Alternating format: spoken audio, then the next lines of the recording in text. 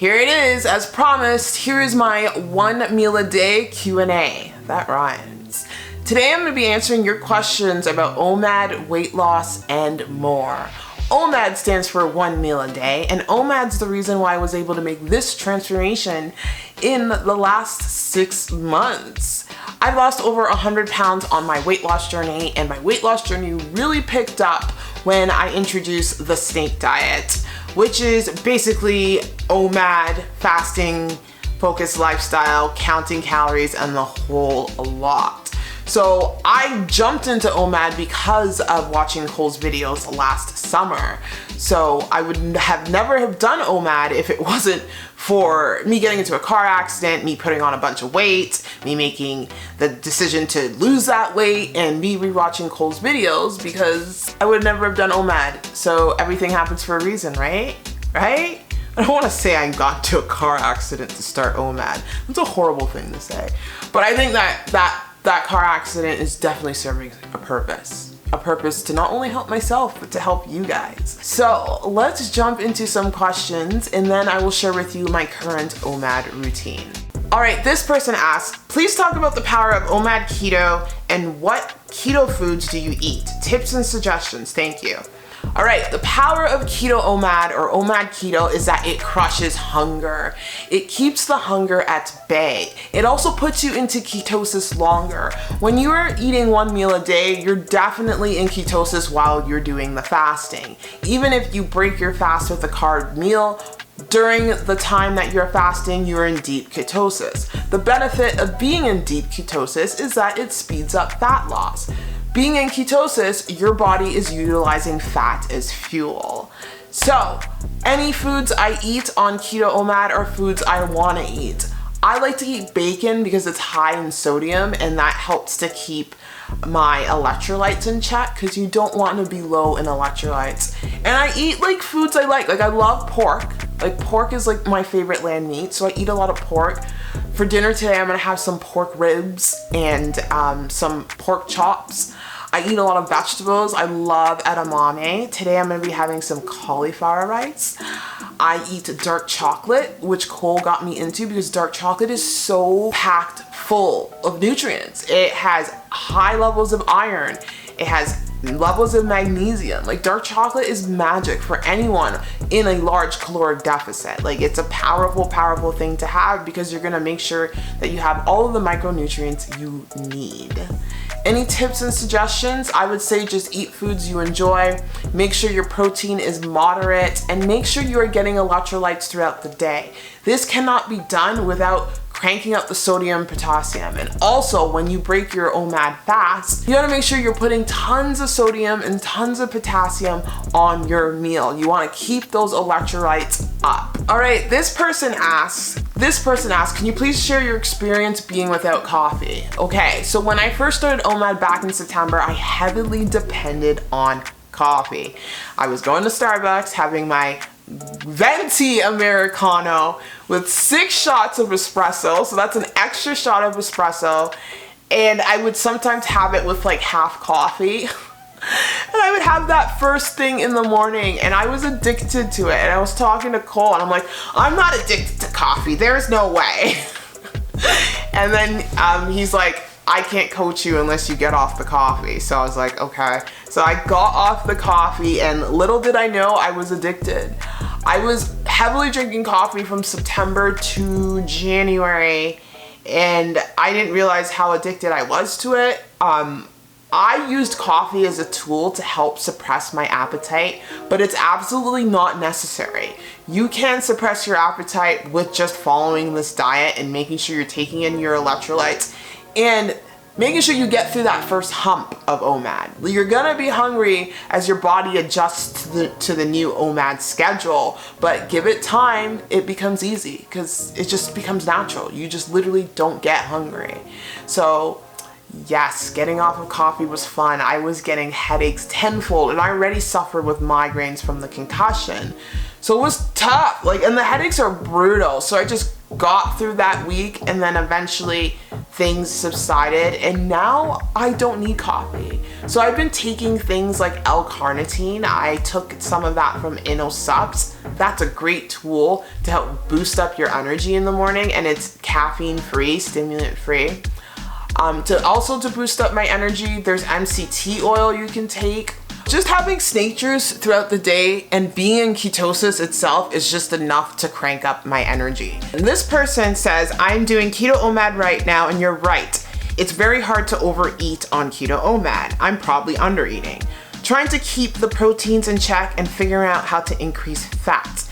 Any tips would help. Thank you so much.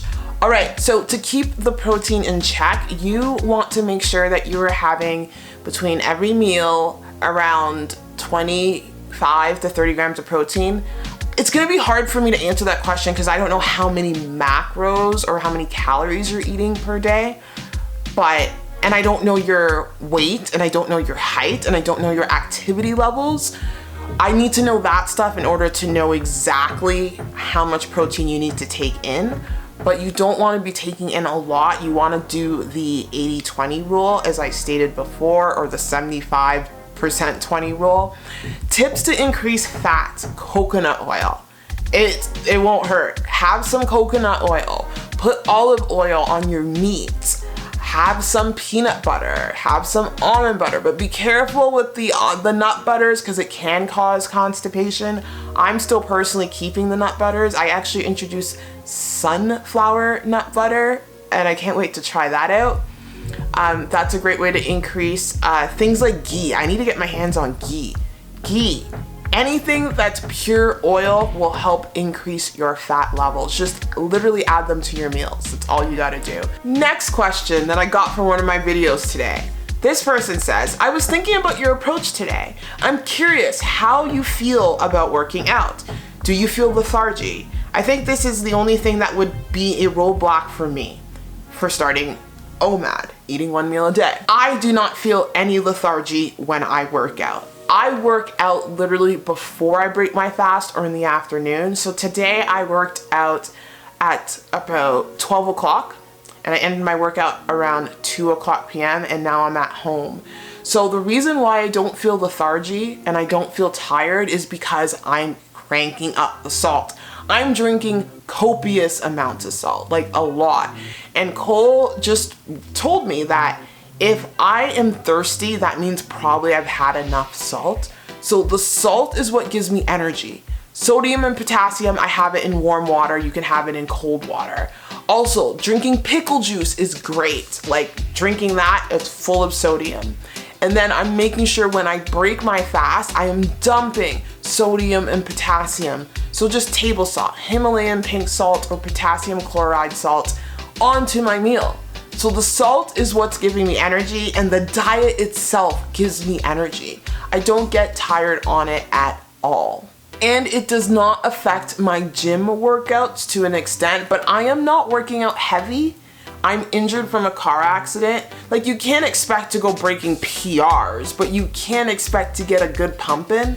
Like I have enough energy on OMAD where I'm able to build muscle if I want to. I think I am building muscle. I was told not to, well, I am. Cole was like, you're not in the state to build muscle because you're injured, but my physio wants me to build muscle on my upper body to protect my neck, and I have been. So yeah, you can build muscle on OMAD. There's literally bodybuilders that use OMAD as a tool to build muscle. Like you can use OMAD as a tool to gain weight. I believe sumo wrestlers gain weight on OMAD. I learned all this stuff from Cole's videos. I've been watching a lot of his videos. Next question. This person says, you have inspired me to go to Cole's website and try the snake diet. I am most of the way through my 48-hour fast and I'm already down 3 pounds. Congratulations. What is your go-to small meal to break your fast typically? Bone broth or a portion of protein like an egg or chicken? Now my go-to meal depends on how I feel. When I first was doing this, the last couple months, I was breaking it with sardines or these canned mackerels I used to have. I need to go buy some, they're so good. So I would break it with fat. I would break it with fat and protein because I would work out before then. So whenever I break my OMAD fast, I gotta make sure there's at least 25 to 30 grams of protein in there because the protein is essential for recovery.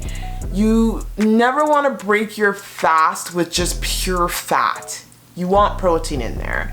You do want to end your fast with fat because it's a great way to, end the day off. You have a lot of fat, and the fat helps regulate your hormones. So that's a great rule of thumb. You break your fast with protein, and you end your fast, or you end your night of eating 1 meal a day with fat. And I will be breaking my fast, or ending my fast, or ending my meal. The last thing I have before bed basically will be fat in the form of dark chocolate and almond butter and coconut oil. It's life. It makes me happy. This person asks, hi, when you started keto, did you find your legs felt weird and you couldn't exercise due to heart racing? That's a good question. If you are experiencing these symptoms, you are not getting in enough electrolytes. You need to crank up the sodium and potassium. There's been plenty of times where I've experienced this and Cole has been yelling in my ear through voice message, salt, sodium, potassium, get snake juice on, get snake juice, drink the snake juice, keep drinking the snake juice. And I learned the hard way because basically when you don't drink enough electrolytes, your body hits a wall. So when you have weak feeling in your legs, it's definitely a sign of electrolyte imbalance. So you just, literally what I do now, I don't even measure. I just take a heaping spoon of Himalayan pink salt and a heaping spoon of potassium chloride, and I put it in my water and I just drink it. I just drink it. And then I make sure I have fresh water on top of it too. Rule of thumb, if you're thirsty, drink water. And just make sure you're getting in the electrolytes. If you're getting heart palpitations, like I was today, I just cranked up the sodium and potassium. Heart palpitations gone. Now I'm just drinking straight water, straight fresh water. And then when I break my fast, I am going to dump a bunch of salt on my meal, because the best way for your body to hold in the electrolytes is with food. So you gotta make sure you're putting in your snake juice or your electrolytes on the foods. You have to put it on the foods. You gotta dose your foods with salt. And obviously when you dose your food with salt, it kind of makes it more appetizing, and it's really hard to overeat if your food is salty. So there's a tip right there. This person says and asks, hi Daniella, thank you for your videos. Do you still use coconut oil for constipation?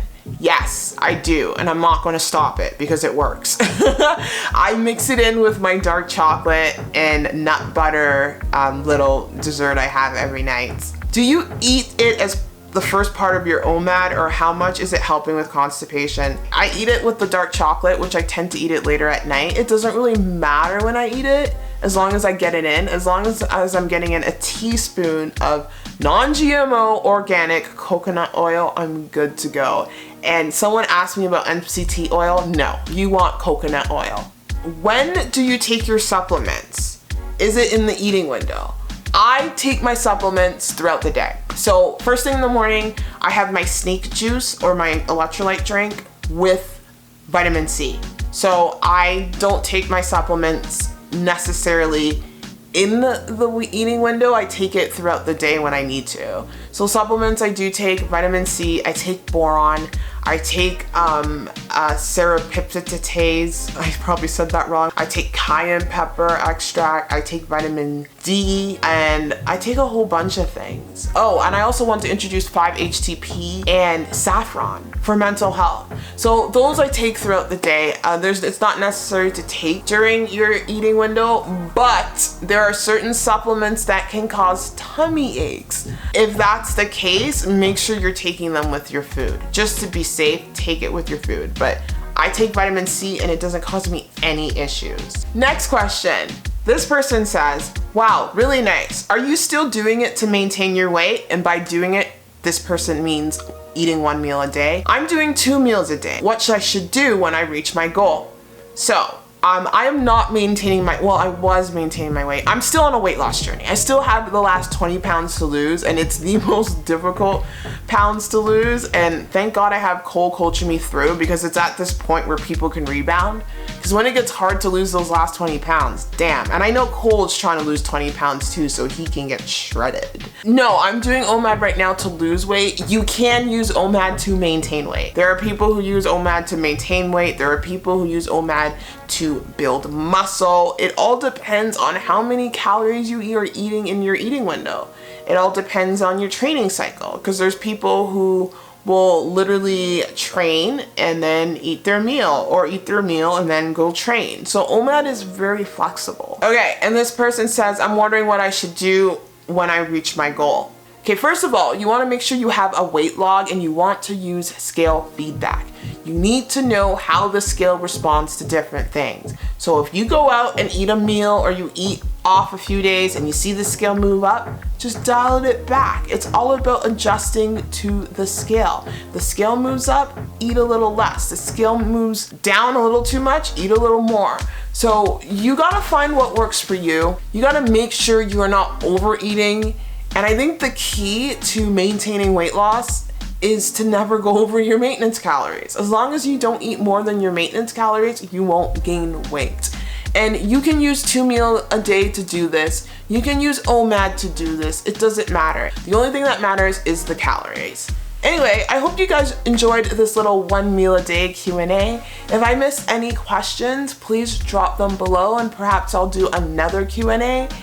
And yeah, I'll just share with you my routine right now. So I am now fasting for 24 hours a day. We're doing hardcore OMAD. We're not doing the snack and then wait a bit and then have another meal kind of thing, which I was doing wrong, because Cole clarified that in his most recent video today, that literally when he says when you break the snack, you're supposed to have it 15 minutes afterwards and have your last meal within that last half an hour. So you're supposed to eat within an hour eating window.